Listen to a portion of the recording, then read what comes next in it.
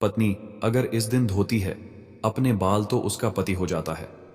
रातों रात माला माल। दोस्तों, वह कौन सा खास दिन है जिस दिन अगर महिला अपने बाल धोती है तो उसका पूरा घर हो जाता है धनवान। साथ ही आज हम यह भी जानने वाले हैं कि अगर किसी भी खास त्योहार पर महिलाएं अपने बाल ना धो सकें तो वह कौन सा उपाय कर सकती हैं जिसके बाद वह बिना बाल धोए भी पूजा पाठ में शामिल हो सकती हैं। दोस्तों, पुराणों में यह बताया गया है कि एक परिवार और पुरुष की सफलता उस घर की लक्ष्मी पर निर्भर करती है। घर की लक्ष्मी के व्यवहार और उसके स्वभाव के कारण ही उसका घर सुंदर और वैभवशाली बनता है। हमारे देवी देवता भी अपनी अर्धांगिनी को ही अपनी शक्ति मानते हैं। हमारे समाज में स्त्री को मां अन्नपूर्णा, माता लक्ष्मी और मां सरस्वती का रूप माना जाता है। अगर घर की लक्ष्मी धर्म अनुसार आचरण करें तो घर को मंदिर बना देती है। इसी तरह सुहागिन महिलाओं को भी कई नियमों और धर्म का पालन करना चाहिए। अगर कोई स्त्री इन नियमों का पालन नहीं करती है तो हो सकता है उसका भुगतान उसके पति और उसकी संतान को चुकाना पड़े। इसी बात को ध्यान में रखते हुए आज हम सुहागिन महिलाओं को यह बताने जा रहे हैं कि किस दिन और कब महिलाओं को अपने बाल धोने चाहिए और कब उनको अपने बाल नहीं धोने चाहिए, कौन सा वार बाल धोने के लिए उत्तम होता है और किस दिन बाल धोना अशुभ माना जाता है। तो आइए जानते हैं। लेकिन उससे पहले अगर आप भी माता लक्ष्मी के सच्चे भक्त हैं और आप चाहते हैं कि लक्ष्मी माता का आशीर्वाद आप पर बना रहे तो इस वीडियो को एक लाइक जरूर करें और आपके अपने चैनल द संध्या वॉइस को सब्सक्राइब कर लें और कमेंट बॉक्स में जय लक्ष्मी माता जरूर लिखें। नंबर 1, कुमारी कन्या को कभी भी बुधवार के दिन अपने बाल नहीं धोने चाहिए और खास करके उस कन्याओं को जिनके छोटे भाई हैं। शास्त्र में ऐसा कहा गया है कि जो कन्या बुधवार को अपने बाल धोती है उसके छोटे भाई को बहुत कष्ट उठाने पड़ते हैं। उनके छोटे भाई का स्वभाव या उनके जीवन पर भी इसका बहुत ही बुरा असर पड़ सकता है। इसलिए कुमारी कन्या को बुधवार के दिन अपने बाल नहीं धोने चाहिए। नंबर 2, आजकल समय बहुत बदल रहा है जिससे लोग प्रभावित होकर किसी भी शुभ त्योहार तिथि या फिर किसी भी शुभ मुहूर्त में अपने बालों को कटाने या फिर धोने के चलन से जुड़ गए हैं। लेकिन हिंदू पंचांग के अनुसार महिलाओं को कभी भी शुभ तिथि पर बाल नहीं कटवाने चाहिए। अगर कोई महिला किसी शुभ मुहूर्त के दिन तैयार हो रही है और अगर उसे इसके लिए अपने बाल कटवाने पड़ रहे हैं तो उसे त्योहार के एक दिन पहले यह सब करना चाहिए। त्योहार के दिन ऐसा करना बिल्कुल भी शुभ नहीं माना जाता। खासकर एकादशी, अमावस्या और पूर्णिमा पर बाल बिल्कुल भी नहीं धोने चाहिए। ऐसा करने से उनके मस्तक पर चंद्रमा का प्रभाव पड़ने लगता है। नंबर 3, सुहागिन महिलाओं को कभी भी गुरुवार के दिन अपने बाल नहीं धोने चाहिए।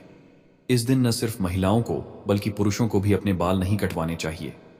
गुरुवार के दिन ना ही बाल धोने चाहिए और ना ही किसी को अपने बाल कटवाने चाहिए। बृहस्पतिवार के दिन को देवताओं का दिन माना जाता है।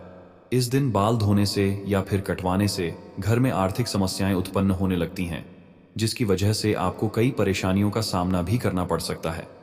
नंबर 4, यह बात आपको हमेशा याद रखनी है कि अगर आप किसी वार को व्रत रखते हैं तो उस दिन आपको भूल से भी अपने बाल नहीं धोने हैं। जैसे अगर आपने सोमवार का व्रत रखा हुआ है तो आपको उसके एक दिन पहले या फिर उसके बाद बाल धोना है, लेकिन व्रत वाले दिन आपको अपने बाल नहीं धोने हैं। और अगर किसी कारणवश आपको कुछ दिन अपने बाल धोने पड़ जाए तो आपको एक उपाय कर लेना है। इसके लिए आप अपने बालों में कच्चा दूध लगाकर बालों को धोएं। नंबर 5, शनिवार का दिन शनिदेव का दिन माना जाता है। इस दिन ना तो सर में तेल लगाना चाहिए और ना ही अपने बालों को धोना चाहिए। अगर कोई ऐसा करता है तो शनि की क्रूर दृष्टि उस पर होगी।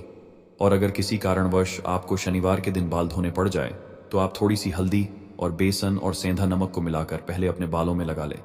उसके बाद ही उस पानी से अपने बाल को धोए।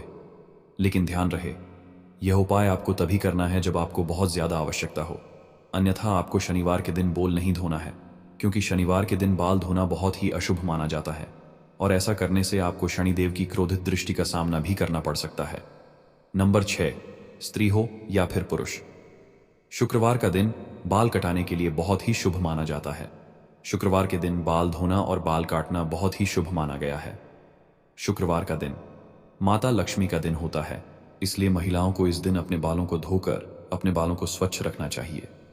इससे माता लक्ष्मी की कृपा आप पर सदैव बनी रहेगी। दोस्तों, आइए अब जानते हैं कि अगर आपके घर में कोई पूजा पाठ है या फिर कोई त्योहार है और आप किसी कारणवश अपने बाल नहीं धो सकती हैं तो आप यह उपाय करके बिना बाल धोए भी पूजा में शामिल हो सकती है। दोस्तों, शास्त्रों में एक ऐसी मान्यता है जिसके अनुसार सुहागिन स्त्री अपने मांग में सिंदूर भरकर किसी भी पूजा में शामिल हो सकती है, क्योंकि मांग का हिस्सा गंगा सिंदूर का माना जाता है जो सुहागन स्त्री के स्वभाव को दर्शाता है। लेकिन पुरुषों को हमेशा नहाने व बाल धोने के बाद ही पूजा में शामिल होना चाहिए। लेकिन इसके विपरीत सुहागन महिलाएं बिना बाल धोए सिंदूर लगाकर भी पूजा यज्ञ में शामिल हो सकती हैं। नंबर 1, कई बार महिलाएं जल्दबाजी या फिर अनजाने में सिंदूर लगाते समय कई गलतियां कर देती हैं, जिसकी वजह से उनके पति को कंगाली का भी सामना करना पड़ सकता है। शास्त्रों के अनुसार जो भी स्त्री बीच मांग में सिंदूर लगाने की बजाय किनारे पर लगती है तो उसका पति भी उससे किनारा कर लेता है। पति पत्नी में आपसी रिश्तों में मतभेद होने लगता है और घर में क्लेश की स्थिति बन जाती है। आप या तो जानती होंगे कि स्त्री अपनी मांग के बीचों बीच में जितना लंबा सिंदूर लगाती है उसके पति की आयु भी उतनी ही लंबी हो जाती है और माता पार्वती का आशीर्वाद भी ऐसे जोड़े को मिलता है।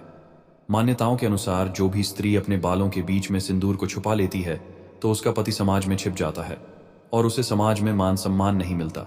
सिंदूर से सजी स्त्री सौभाग्य को दर्शाती है। नंबर 2, माथे पर सिंदूर लगाते वक्त महिलाओं को काफी सावधानी बरतनी चाहिए। उसे ध्यान रखना कि उसकी मांग का सिंदूर बिल्कुल सीधी होनी चाहिए।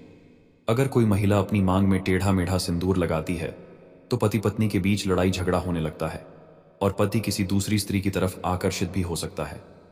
इसके अलावा अगर सिंदूर लगाते वक्त आपके हाथों से सिंदूर गिर जाता है तो इसे बहुत ही अपशगुन माना जाता है या आपके रिश्ते में दरार आने का संकेत है।